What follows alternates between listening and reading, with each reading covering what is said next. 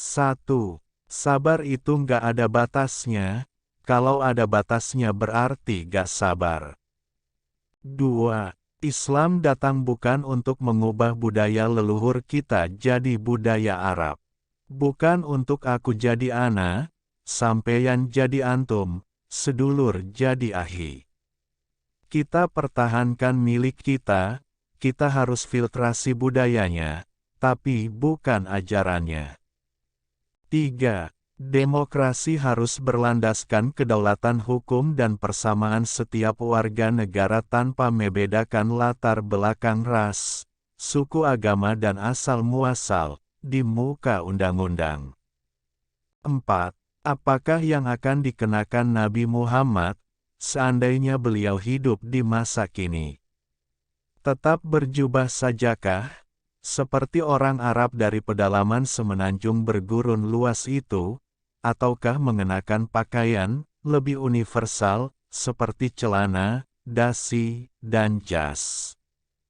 5. Jika kita Muslim terhormat, maka kita akan berpuasa dengan menghormati orang yang tidak berpuasa. 6. Kalau Anda tidak ingin dibatasi, janganlah Anda membatasi. Kita sendirilah yang harusnya tahu batas kita masing-masing. 7.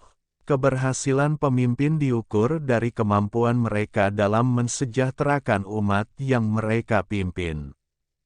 8. Semakin tinggi martabat manusia yang menjadi pemeluknya, maka semakin tinggi pula martabat agama itu sendiri. 9. Sejarah lama kita sebagai bangsa memang sangat menarik.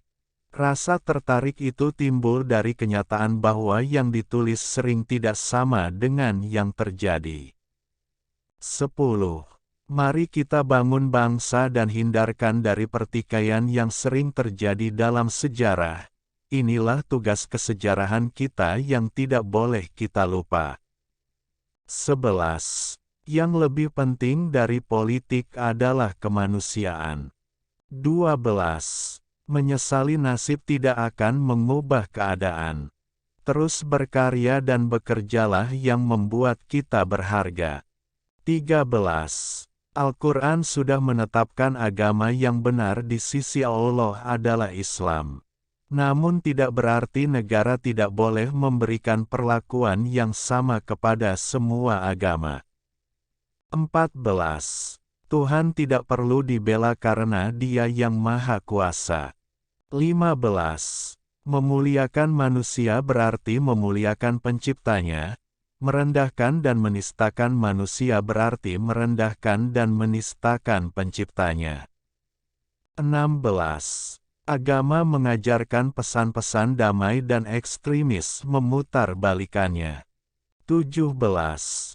Tergantung pemerintah. Kalau pemerintah campur tangan terus dalam segala hal yang terjadi, adalah kami tidak ada jalan lain adalah membisikkan pada para pemilih golput aja bareng-bareng. 18. Bukankah dengan demikian menjadi jelas bagi kita bahwa menerima perbedaan pendapat dan asal-muasal bukanlah tanda kelemahan melainkan awal dari kekuatan. 19. Mari kita tanya dalam hati kita, apakah kita ini berjuang untuk suatu kepentingan yang besar yaitu kedamaian dan keutuhan NKRI. 20. Pemahaman apapun yang berbeda apalagi bertentangan bisa menjadi bibit perpecahan apalagi bertentangan, bisa menjadi bibit perpecahan dan persatuan bangsa. 21. Kalau ingin melakukan perubahan jangan tunduk terhadap kenyataan, asalkan kau yakin di jalan yang benar maka lanjutkan. 22. Perpustakaan adalah tempat untuk memenuhi dahaga ilmu pengetahuan. 23.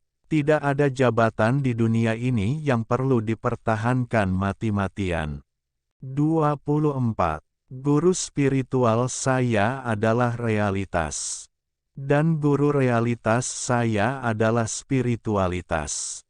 25. Demokrasi harus berlandaskan kedaulatan hukum dan persamaan setiap warga negara tanpa membeda-bedakan. 26. Agama jangan jauh dari kemanusiaan. 27. Saya tidak khawatir dengan dominasi minoritas. Itu lahir karena kita yang sering merasa minder. 28. Saya tidak berbicara dengan kata mungkin. 29. Keutuhan negara hanya akan tercapai kalau ia memberikan perlakuan yang sama di muka hukum. 30. Terlalu banyak orang-orang Islam yang gagal dalam mencerna Islam, yang mengajarkan untuk berbelas kasih terhadap sesama dan mengerti sistem norma mereka, mengetahui bahwa ini ditoleransi oleh Islam sebagai sebuah agama. 31. Pertanyaan dasarnya adalah, sanggupkah kita sebagai bangsa mengembangkan sikap meninggikan kepentingan bersama itu dan mengalahkan kepentingan pribadi para pemimpin bangsa kita? 32. Dalam hidup nyata dan dalam perjuangan yang tak mudah, kita bukan tokoh dongeng dan mitos yang gagah berani dan penuh sifat kepahlawanan. 33. Dengan lelucon, kita bisa sejenak melupakan kesulitan hidup. Dengan humor, pikiran kita jadi sehat. 34. Bukankah masalah ketuhanan memang rumit? Mungkin sengaja dibuat rumit oleh Tuhan, agar kita tertuntut untuk senantiasa berada dalam upaya pencarian hakikatnya, walaupun itu tidak akan pernah tercapai. Upayanya yang penting, bukan tercapainya hasil mutlak. 35. Tidak penting apapun agamamu atau sukumu, kalau kamu bisa melakukan sesuatu yang baik untuk semua orang, karena orang tidak pernah tanya apa agamamu.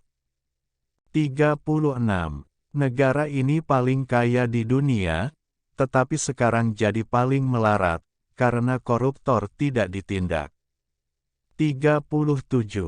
Kemajemukan harus bisa diterima, tanpa ada perbedaan. 38.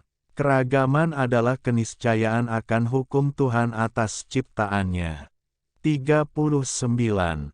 Meskipun takut kita jalan terus berani melompati pagar batas ketakutan tadi, mungkin di situ harga kita ditetapkan. 40. Saya tidak khawatir dengan dominasi minoritas. Itu lahir karena kita yang sering merasa minder.